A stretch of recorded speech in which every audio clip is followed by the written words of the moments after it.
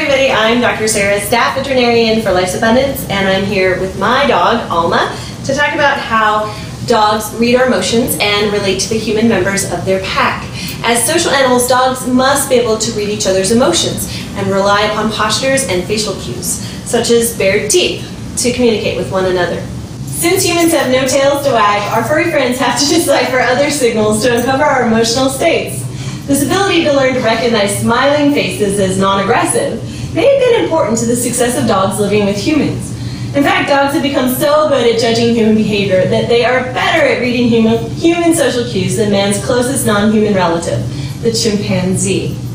In a recent report from the Canine Science Forum in Vienna, researchers tested canine reactions to a variety of expressions by people and other dogs. They found that dogs responded differently when exposed to positive and negative expressions in people. It was also interesting to note that when dogs evaluated neutral human faces, neither smiling nor frowning, dogs viewed them as negative or threatening. In another study, researchers trained 9 dogs to touch their noses to the photos of their pet parents' smiling faces. The dogs were then shown pairs of smiling and neutral expression faces of strangers, as well as the previous photos. When shown all of these photos, the dogs selected the smiling faces, both of their people and of strangers, more often than the neutral expression photos. However, not all dogs were able to do this exercise, which suggests that some dogs are more sensitive to human cues than others.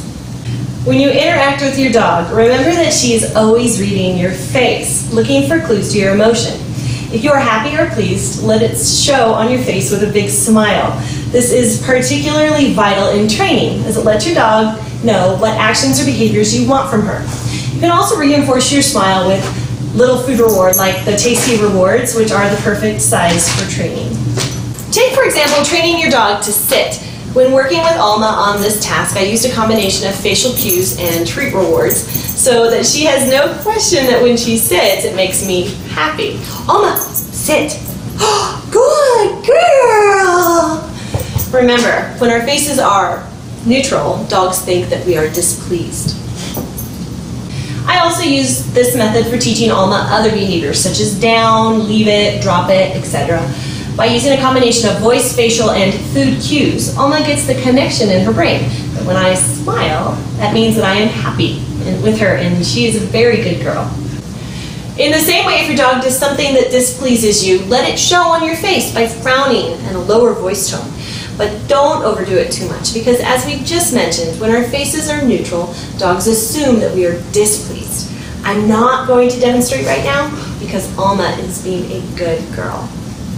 So what about you? Have you known some dogs that seemed more highly attuned to your facial expressions or emotions? I'd love to hear about your experiences. Send me your story through the comment section below. As always, thank you so much for watching, and check back soon for another episode of Pet Talk with Dr. Sarah.